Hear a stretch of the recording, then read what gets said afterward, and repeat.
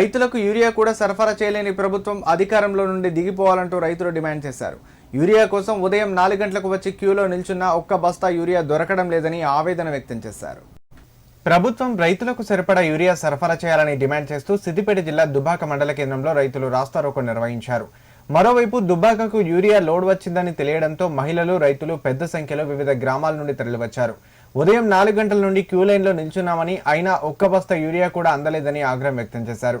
గత వారం రోజులుగా యూరియా కోసం అధికారుల చుట్టూ తిరుగుతున్నామని ఆవేదన వ్యక్తం చేశారు. పంటలకు సరైన సమయంలో యూరియా చల్లకపోతే పంటలు పూర్తిగా దెబ్బతిని దిగుబడి రాదని వాపోయారు.